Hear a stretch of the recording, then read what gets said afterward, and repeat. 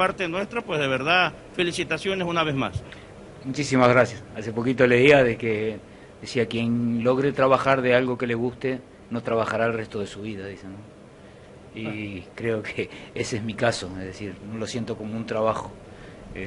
La verdad, es decir, el poder cada día encontrar lo mejor para un entrenamiento, para poder llegar a los chicos y todo, es placer. Yo creo que se transforma hasta en un juego por un momento, porque uno se encierra en su computadora, en sus libros, en sus cosas, y buscando lo mejor, corriendo esto para acá, haciendo el otro para allá, y creo que es un juego, es una diversión para uno porque realmente es placentero. Así que bueno, y desde ya gracias por todos los conceptos, ¿no? ¿Es difícil a tu nivel ser un técnico inclusivo? ¿A qué le llamas inclusivo? O sea, para incluir chicos al fútbol o ya a ese nivel hay que clasificar, ¿no es cierto? Un poquito. Ya tiene que tener una experiencia, ya tiene que tener ciertos rasgos que te indican de que están en el camino. Es decir, hoy por hoy no se hace un jugador. Y a nivel competencia, tal como me decías, que es bueno destacarlo eso, porque una cosa es tener una opinión desde el fútbol formativo, de la parte baja de la sociedad, y otra cosa son las necesidades de un club de capital, de un club de primera línea. Yo recuerdo a un expresidente del club que un día lo llamo porque me había mandado un chico y le digo, ¿qué es lo que él necesita que hagamos con él? ¿Qué es lo que quiere? Dice, ¿a usted el club le paga? Sí, le digo. Bueno, entonces sea profesional y decida.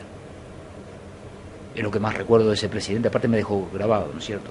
Entonces, ¿qué pasa? Es decir, a vos te pagan por ser profesional, por lo tanto las decisiones tienen que ser profesionales. Es un camino muy duro, llega a fin de año, vos dejás lista de libres, tenés que enfrentar padres, gente que guardaba una idolatría sobre vos, y vos tenés que tomar una decisión que hace al profesionalismo con el que el club cuenta para que vos lo hagas. Y es difícil y es crudo, porque yo siempre vivo hablándole al chico de la realidad. ¿Cuál es la realidad que vivís? Porque vos te mirás al espejo y te apoyaste la cabeza en la almohada y vos sabés quién sos. Entonces no esperes que yo haga de vos lo que vos querés lo que vos querés ser. Entonces lo que yo siempre aconsejo y lo que yo siempre digo es que el chico permanentemente tiene que vivir su realidad, saber cuáles son sus limitaciones.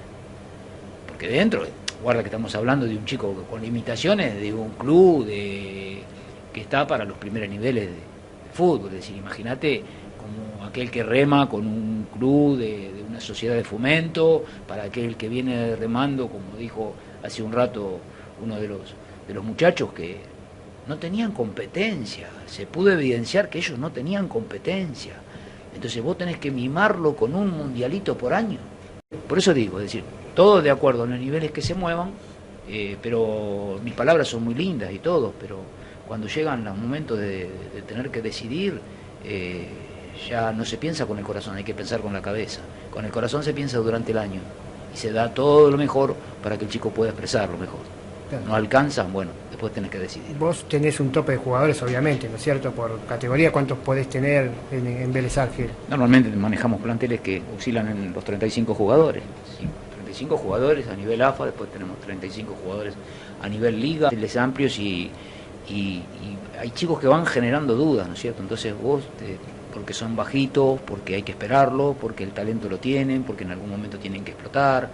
Entonces también tenés que ir peleando con la parte anímica para que ese chico pueda seguir creyendo en él, porque es muy fácil decir que estamos esperando, el chico no se puede expresar. Entonces bueno, Vélez tiene esos medios como para poder tener 3 ligas en las que se puede jugar y que todos los chicos jueguen y se puedan canalizar. Pero no confundamos, es decir, el nivel profesional debe elegir de otra manera, pero para poder elegir de otra manera debe marcar también la realidad. Claro, pues no todos los clubes también pueden tener la cantidad de chicos, ¿no es cierto?, tan numerosos, ¿no?, que tiene Vélez, por la infraestructura, ¿no es cierto, Roberto? No, seguramente que no. Es decir, nosotros se puede tener guarda, es decir, inclusive porque nosotros tenemos, cada técnico tiene su profe, tiene sus ayudantes, inclusive hay técnicos que tienen sus ayudantes, es decir, Vélez te pone la predisposición de ellos mismos para que no nos falte absolutamente nada, como para poder. Nosotros no podemos errar tampoco. Es decir, yo creo que el nivel de profesionales que maneja el club, es decir, está acorde también a las circunstancias. No, yo no lo digo por mí, es decir, yo porque vuelvo a repetir, es decir, soy viejo en el club, pero es decir, se necesita de cierta capacidad como para poder manejar los planteles y lograr lo mejor, y los resultados están a la vista también, ¿no? Sí, muy bien. quería hacer una pregunta. ¿Vos qué tácticas usas más en tus entrenamientos? Primero, para poder elegir la táctica tengo que saber qué tipo de jugador tengo. Te puedes encontrar con... Yo digo que las categorías tienen vida propia, tienen su personalidad. Es lo que me lleva durante los años, ¿no? Yo recuerdo las categorías, es decir, la 96 particularmente, era una categoría de fuerza, de lucha, la 87, que fue una categoría técnica, altamente técnica, era difícil, era salir a ganar, era saber que ibas con el resultado en el... Entonces, y hay categorías que le cuesta mucho, pero eso lo hace el jugador. Uno va buscando la identidad del jugador, va viendo el tipo de pie que puede tener, la respuesta que puede tener a lo que uno le pueda realizar, cuáles son los niveles de exigencia que uno le puede pedir en un entrenamiento. Entonces, de acuerdo a cómo se desarrollan los niveles de entrenamiento, ahí vas. Pero la táctica, a ver si me puedo expresar en pocas palabras, ¿no? La sociedad misma tenía, guardaba para las imitaciones, y la juventud la fue perdiendo.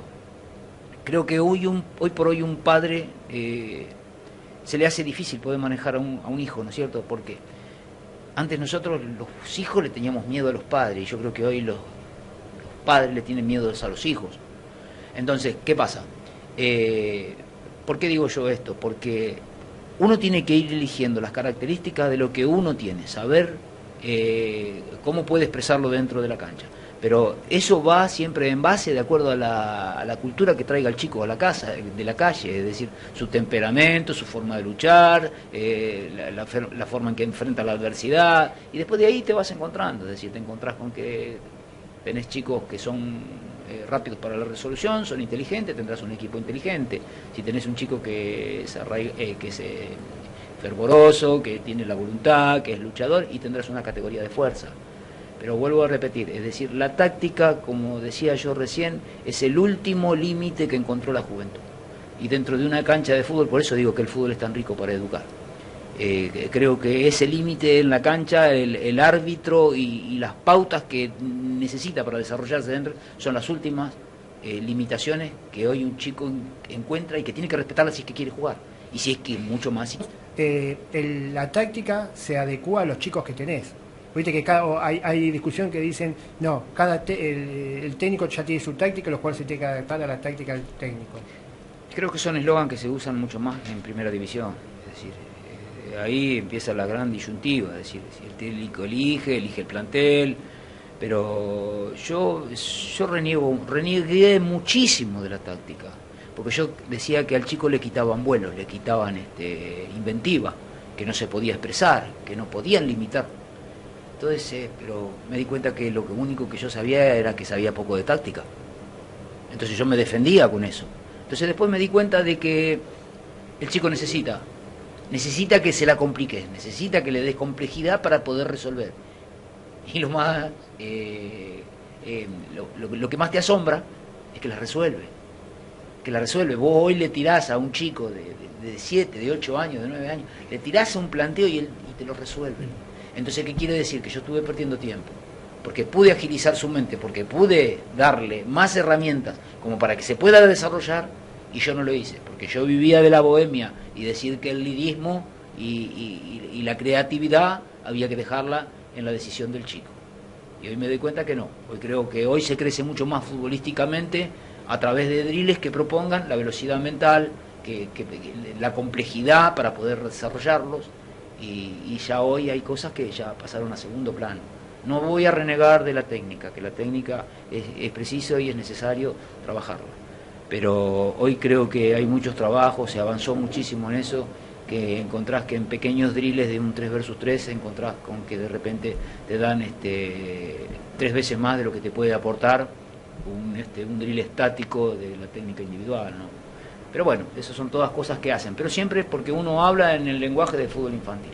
Tu pregunta era mucho más ya para el fútbol profesional, es decir, creo que hoy por hoy primero están los grupos y primero están, es decir, todas las cosas que requiere para poder trabajar en fútbol infantil.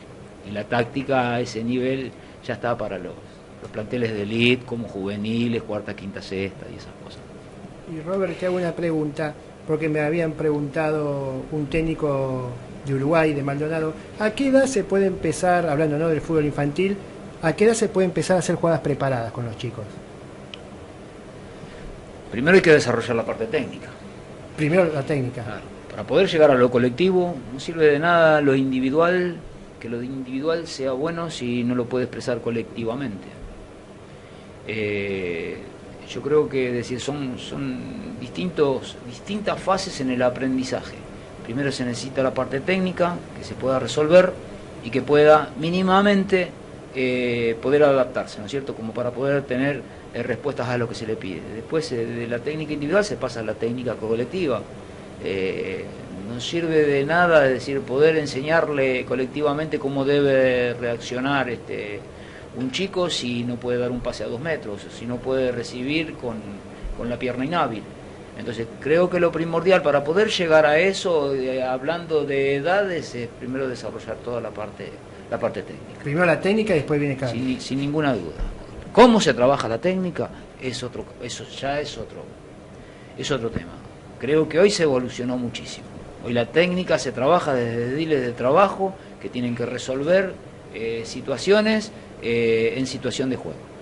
Ya hoy no se trabaja más en forma estática. Antes trabajábamos una pelota cada 2 chicos y lo teníamos pateando ahí media hora.